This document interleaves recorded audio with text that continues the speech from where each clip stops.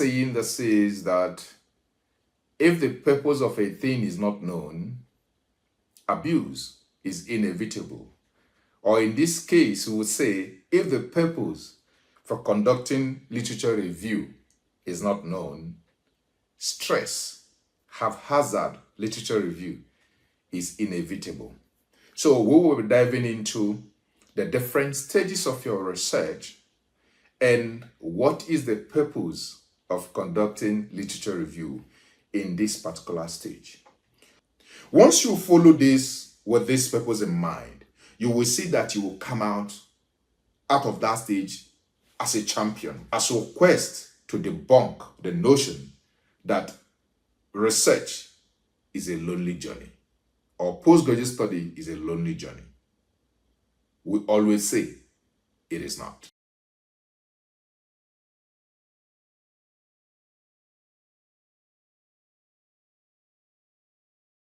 Welcome to another edition of our research learning with ResearchULL. In this particular teaching time or learning time, we'll be talking about the purpose for conducting literature review. It just goes by the saying that says that if the purpose of a thing is not known, abuse is inevitable. Or in this case, we would say if the purpose for conducting literature review is not known, stress, haphazard literature review is inevitable. So we will be diving into the different stages of your research and what is the purpose of conducting literature review in this particular stage. We know that in research, you have stages starting from the stage where you are selecting your topic.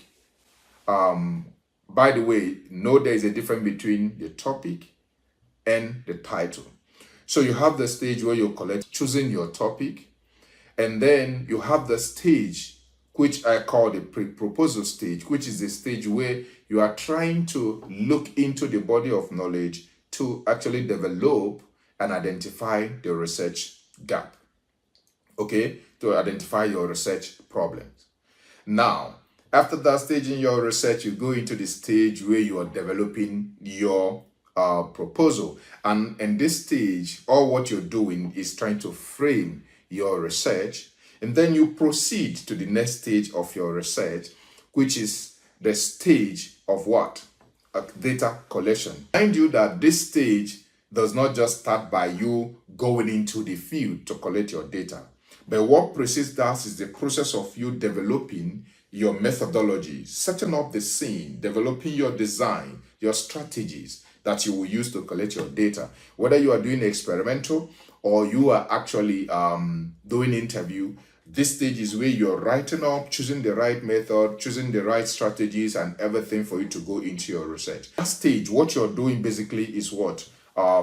Refining your approach. Then you move to the next stage of your research, and which stage is that? The stage where you what? You analyze your data.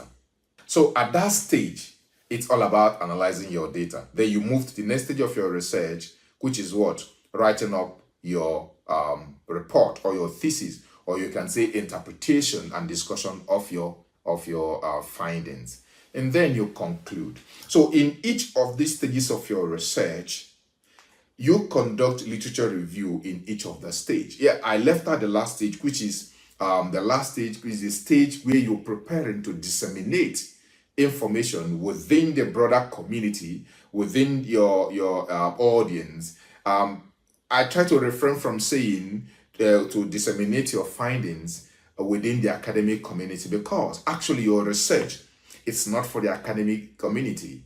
Is for your wider community, for global use, because your research is not for those in academia to use, it is for the society, for the industry, for government to use. So you also conduct literature review at that stage, but we'll get to exactly what you're doing in each of the stages and what is the purpose of the literature review, and we'll be unpacking it as we go along. So let's continue as we go. But before we continue, I just want to say you first again, welcome to this community. ResearchULL is a research community that stands for one another. This is where we are teaching you the real truth about research, where we are guiding you to make sure you don't stumble.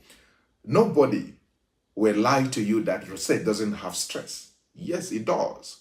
But one thing is, when you do things right, starting from the beginning, and you are also within a good community that guides you, that's saying they say that the research journey is a lonely journey won't be true. I, for one, and ResearchULL, we are debunking it, that if you belong to a community, the stress will be minimal. So let's dive right into this teaching of the purpose of conducting literature review. Stage 1. It's the pre-proposal stage. And what did I say is the your purpose of this stage? At this stage, identifying research gap.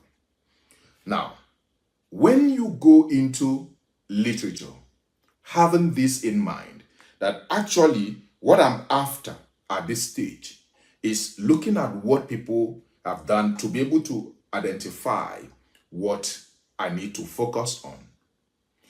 Let me retrace a little bit and say, I, for one, I always advise, if you want to choose your research topic, your research focus area, start from your environment. First of all, look around you. Identify a problem, maybe the challenges you're facing every day at work, or the problem that your society, your community is having. That is where you start from. But when you identify a challenge in your home, in your office, in your society, that doesn't mean that, or that doesn't make it a researchable area, or that doesn't mean that no one has actually looked into that problem. But at least it is a starting point. From there, when you go into literature review, your purpose will now be what? Looking at if someone has done anything in this area in trying to solve that problem. Then if yes, what has they done? What is it exactly that you're feeling personally that it's not yet approached in the literature you're doing? Meaning that when you go into this, the things you're looking at is, 1, what is the current body of knowledge? You can frame it in terms of in kind of equation. What is the current body of knowledge around this? What has been studied by researchers?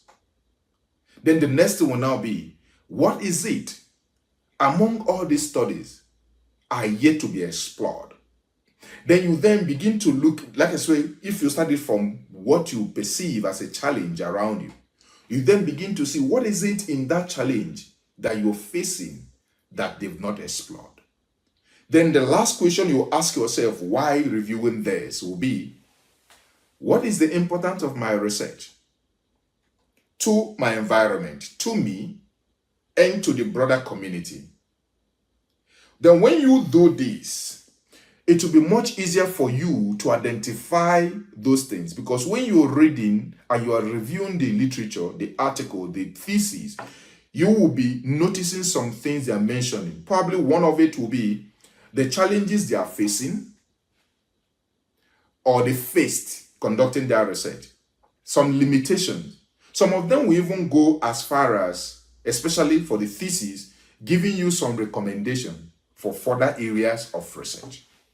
Now, when you're reading from abstract and you're reading through the work, you'll be picking up those things that they wrote as their lapses, as their limitations, as their challenges. Then you read their conclusion, you pick up, because your focus at that point in time is what? To identify a problem that you want to solve, a niche area that have not been explored that you need to solve. Let me give you an example of this. Let's say you are having issue. Of course, we know that when it comes to energy is a problem globally, not just Africa. And everybody's talking about sustainable energy solution. And you come from a community where power is a challenge. And you want to look into that problem to see how can you come up with a sustainable energy solution for your community. That will help you that when you go into the articles, the thesis, and the other body of knowledge, you'll be able to begin to look at, maybe you look at what are the challenges of energy, sustainable energy solutions, even in the urban area and even other places around the world. Then you begin to check what have they done in trying to solve that problem. The gap you identify, even in the urban study, could be a clue or could lead you to something you will focus on in your rural community. But one thing is that you then adapt it to ensure that the research you're doing is geared to what? Solve the imminent problem of your community. Yeah, so to finalize, I said, the purpose of this particular stage is to do what? Explore the current body of knowledge by checking what is it that people have done, what is it that they've not been able to explore, and why is my research very important at this point in time. Once you follow this with this purpose in mind, you will see that you will come out of that stage as a champion, because you know you've set out the things you're going in there to do and you've been able to achieve them, and you move like a champion into the next stage. And that brings us to the next stage. And what stage is that? The stage of proposal development. Stage 2, the stage of proposal development. And this stage, the purpose here is basically to what? Frame your research. So at this stage, you are framing your research. The purpose is basically to do what? To provide a theoretical and conceptual foundation for your research questions and your hypotheses. For those that are doing like a quantitative research, probably for your preposition for those doing qualitative research. In this whole thing, particularly what you're doing here is what? Asking yourself, if I go into this research, into this review, what am I getting here? I will be looking at what? What is it that people have done around choosing their theoretical framework? What are the theories that are relevant for this research? What is it that those that did something that are more similar and close to my own research, what is it that they used? What approach, what theory, what concept did they use? That is what you are digging in to see in that particular research. Then also, what method, what methodology or methodological approach did they employ during the course of their own study? Basically, you are trying to put your work, frame it around the body of knowledge within your area of focus, within your field. You begin to list out and look at the theories, meaning that if you go to the article or the thesis or any material, your attention will be more on what? The theories they use. Remember, you've been able to establish the focus area of your research. So now you know the problem you want to solve. Now, if you read an article and know which of them are close, you would easily pick up. Then you go into those articles looking at that aspect of their framework. What kind of framework or what kind of theories, theoretical model did they employ? What kind of methodologies did they utilize? Which of them, out of all these I have read, are similar and closer to my own research? So what you're doing, basically, you are framing your research within the body of knowledge that has existed. Let's also take it, for instance, I will use a different example entirely. Let me use an example of digital learning in a rural community. Let's say make it in a rural community setting. And you're looking at what kind of digital tool will be effective for rural education, for those in the rural community to partake in our modern learning.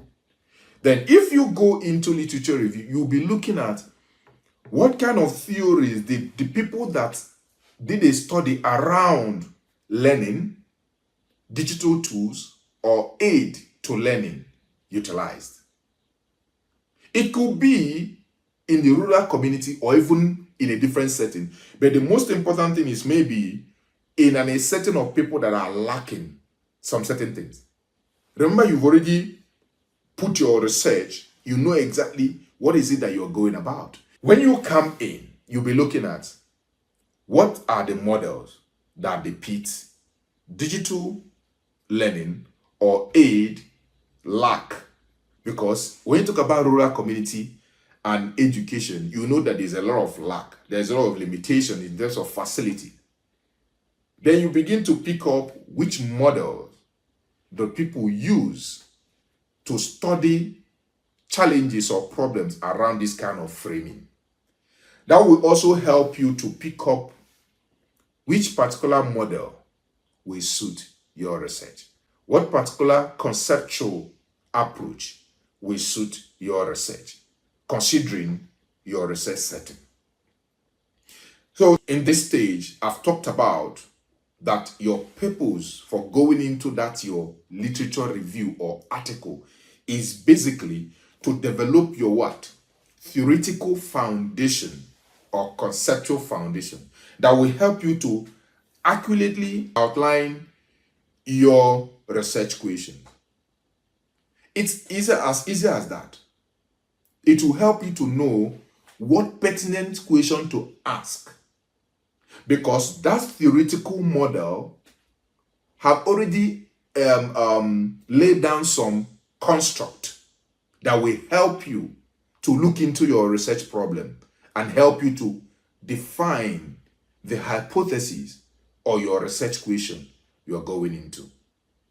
And then what method did they utilize in conducting their own research? And that's how you are moving on like a champion. Like as I always say, you will come out of this stage happy because you went in with a clear purpose in mind, and you go in there and they will hunch on it and they'll come out with ease. And after you are done with this, you are prepared for the next stage, which is the stage of what? Data collection. And this stage, what you're basically doing is what? Refining your approach. Maybe one might say, but I've done extensive review in my proposal development stage. One thing we must also know that at the proposal stage, you are proposing. Your knowledge is still limited. Okay? Your knowledge is still limited. But now you've moved from proposal stage into the actual research. Things will change. Now you're reading more now. You are reviewing more articles. You are seeing more things that people did. That will help you to fine-tune and refine your approach better and better. Basically, what you're doing at this stage is to say, what methods that people use that align properly with my own research? Which of this method helps me to fill the practical gap I've actually identified? And which of them also help the previous people to fill their own practical gap? So basically what you're doing here is narrowing down to say how similar further is their design. How do they design their own research? How did they go about it? What tools do they employ? Which of those tools were most effective in different research settings? Remember, settings differ. So that a tool is effective here doesn't mean it will be effective for you. Meaning that by the time you're checking different of the studies and seeing their research design, seeing the tools they are employing, you will see which of them actually yielded more result for like a rural setting that you are looking into. Then another important thing again, you'll be paying attention at these particular stages. What are the challenges they encounter using each of those their designs they've laid down? Because that will then help you to refine your approach better. Let's say, for instance, you want to conduct an interview about this issue of the use of digital aid or tools for rural education. You want to interview people to know how they feel about it and all those things. Now, you've gone into literature, into articles, and people have said they conducted the research maybe somewhere in the US rural community. It mustn't be in your own African setting. But if you also get the one that is also in African setting, that makes it even more better.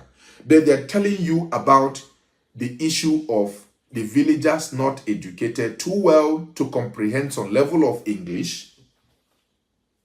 That most of them are shy, are camera shy to speak in front of people. That most of them need you to really calm down to earth, to their level. Then you will see that a lot of people struggle to collect their data because they did not prepare that these people are camera shy. They struggle with English. They don't even know much of what digital tool is all about. That puts you ahead. Then you begin to formulate a strategy, design your own strategy better in a way to overcome those problems. You see, now when you go into the literature review with this purpose in mind, you will know that at this point you are not bothered about how they are discussing, how they discussed. You will not bother how they presented the data. What you are after is how did they go about designing their strategy, their data collection process? How did they go about overcoming some challenges they faced? What challenges did they face? What are their limitations? So that it will help you to plan and prepare your own to avert that challenges. Then you will go into your data collection like a champion, and you will come out also like a champion. Or maybe you see that people doesn't speak loud during the interview. It will help you to prepare. Should I be closer to them? Or should I buy an additional mic and something that will be very close? Or what? What exactly should I do to ensure that I overcome that challenge of what? Of them not speaking loud. As easy as that. And then you progress to the next stage, which is the stage of what? Your stage of what? Data analysis. And at this stage, what are you doing? You are basically interpreting your findings. Someone might say, do I need to review literature at this stage? I don't know if you've heard that literature review doesn't end until the thesis leaves your hand to the examiner. Let me tell you something. The night my thesis was to be sent, let's say the following day it was supposed to be sent, my supervisor have already checked everything. It's okay, just make this minor adjustment here and then we'll send it off. That night, I reviewed a one-pager. You will always hear people say, even when the thesis is already out, they'll be like, oh, I would have actually added this or that. That shows you that you can never exhaust literature review. So every stage, there is literature review. And what exactly are you doing in this stage? What is the purpose? The purpose is to compare your findings to the research that have been existed, the research that was done closer to your own research. Now, and it will help you to conceptualize your findings. It will help you to see, okay, what is it that have been done in a broader research academic community, in the conversation around your research area or your research problem. Then you begin to see, how does my result or findings align with what? Or align or differ with that of other studies, which is important. That's actually where you are now bringing out what your research has contributed. Then the next thing is you then look at what pattern or things has emerged or emerged in different research you are comparing your work with. Okay? That will help you to see what is it that is different, what pattern is emanating from my own research. That's where you begin to say, I have made contribution. If you don't compare your work with other people to know what they found, you won't be able to know if you found anything new. You might be presenting something that people have found as what you found. Yes, you found that, but it's not unique to you because your research has to be unique. You need to find something that is unique to what other people have found. And that will help you to interpret it to say, okay, people have already found this. Now, mine also has confirmed that yes, what they found is right. Because I found the same thing they presented. And that's what literature review will help you to do at this stage. So when you go into the article at this stage, what you are concerned about is the what? Data presentation and interpretation section of the thesis or the article. You're saying, okay, this is what they found. They looked at rural education using digital means, but they looked at it maybe in a province different from the one you are looking at, or in a community different from your own community, or in a country different from yours. And they found something, let's say they found something in Europe, in a community in Europe, and you found the same thing here. You could say that this problem exists, not even only in Africa, it also exists in Europe, just as so person mentioned. You see now, you've been able to do a review, see what they found, and you compare your own research with theirs. At the same time again, as you're looking at, remember that you have found series of things, and now you've also noticed what they found. You begin to see the pattern and the things that emerge from your own research different from theirs. And that will then help you to pick up the new trends in your research. Now tell me, if you go into literature review with this in mind and you are focused, are you telling me you will not come out of there as a champion? You come out of there happy because you were not just all over. You were purposeful. You know exactly what you are looking for at that stage. And you just go into it and you get it done. And after this, you move into your next stage. But before going to this stage, I say, remember that the two things you're looking at here is what? How does your research findings or result align or differ from other existing studies? And secondly, what themes, what is the trend that is emerging or emanating from your research, helping you to do what? Know what area of knowledge have you contributed to the existing body of knowledge. And then you then move to the next stage, because that knowledge you've gathered of what you've contributed, what you found that is similar to what others found, then you then go into writing your report, which is the fifth stage.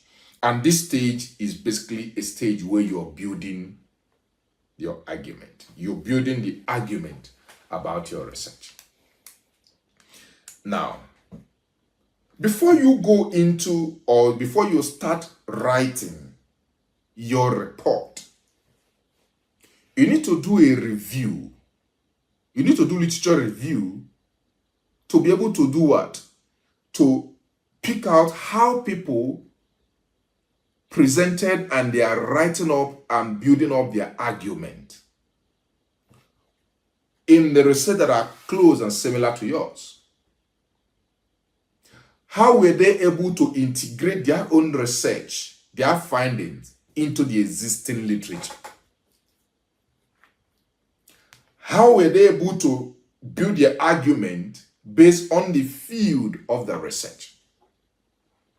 How were they able to structure their narrative to support the findings of their research? That will help you to also know how to do what?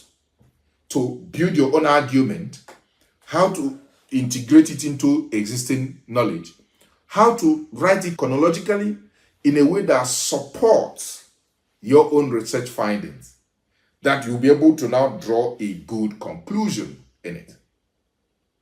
So your purpose will be more of how did they build their argument, so that you can learn on how they build their argument. Remember that research is about storytelling.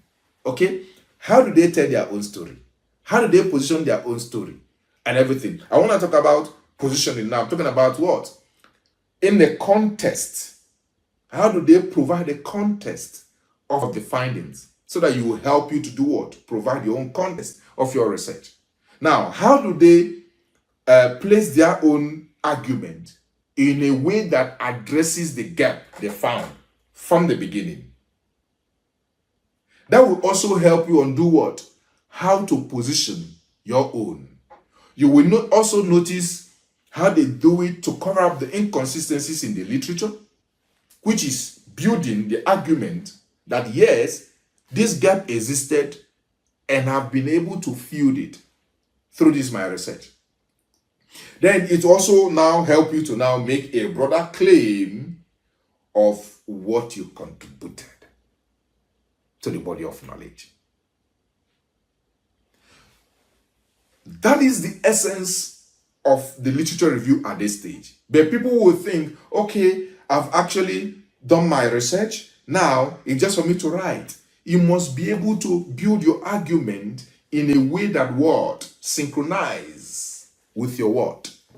With your area of research, with your field of research. And most importantly, again, because I have said it before, your research is not for you, it's not for the academic community, it's actually for the broader society. How were they able to present it in a way that an ordinary man can pick it, understand it, and run with it? Because the research you did is to solve their problem. That's why today science communication is a talk of everyone. How those scientists, researchers, present their research in such a way that a layman from their field could pick up that work, read it and understand. Let's say, for instance, everybody flies airplane, right? And your research is how people can escape and be safe during plane crash. Are you doing it for the research community alone? No. You are doing it for everybody in the society that flies airplane. So it should be presented in such a way that they will pick it up, read it, and understand how to also try to keep themselves safe during a process of plane crash. Now that we've covered that stage, don't you think if you're going it like this, with this mindset, you are progressing well and progressing strong? And you'll be able to capture your examiner's mind in the whole process. I think we are progressing very well here. Before I go to the last stage, which is the final stage, stage 6. And that stage is what? The post-research stage, which is the stage where you are what? Preparing for what? To disseminate your information to the broader community. Preparing for publication. But before I go there, I would just like to touch again each of the stages to this point. We say stage 1 is what? Pre-proposal stage, which is the stage you identify your research problem. And stage 2 is your proposal development stage, which is the stage where you're framing your research problem. You're framing your research. Then the third stage is what? The data collection stage, which is the stage you are refining your approach and collecting your data. Then the next stage, which is what? The stage of your data analysis. And the purpose you're doing there is to interpret your finding. Then the fifth stage is what? Is a stage of what? Writing up your thesis, and which is the purpose of what? Building your argument to embed in the body of knowledge. And then the final stage, which a lot of people will think there is no literature review there. There is. Post-research stage, which is the stage where you are now packaging your articles for publication, you are planning for presentation, conferences. But don't get me wrong, this stage could come anytime. Because as you're going, maybe you're already preparing your article, you already conference paper and all those things. But the most important thing here is you must get good information about adequate research journal. You need to send your article for publication. You need to know the conferences that are relevant to your work. Now, if you're reviewing a literature with a purpose to know those things, it will be much easier to avoid rejection, because a lot of rejection in either conference or article is because of poor adherence to the requirement of the journal or the conference. Mismatch, maybe someone sending work to a journal, a conference that is not really well suited for their work. Now, if you go into literature review with the purpose of what?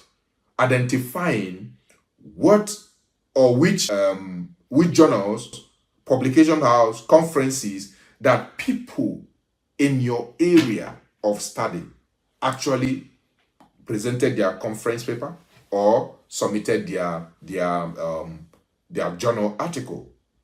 It will help you to come close to the journals.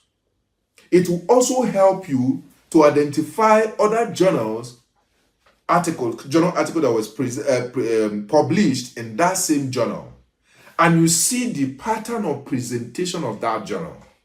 You're reading different journal articles from that particular publisher, and you're seeing how they presented their work. It will help you to also present your work in an acceptable manner. You see how important it is? So that your work will at least go through the first stage, which is copy editing stage.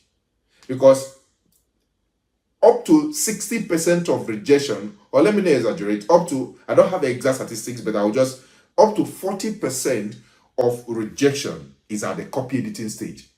That you did not follow their pattern of presentation, maybe the word count, the abstract, formatting and all those ones. But if you had gone through, apart from consulting the author's guide,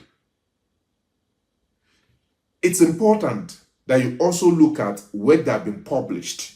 Because if these ones have passed through the process and get published, they sound as a good mirror for your own. So this stage is also very important to do what?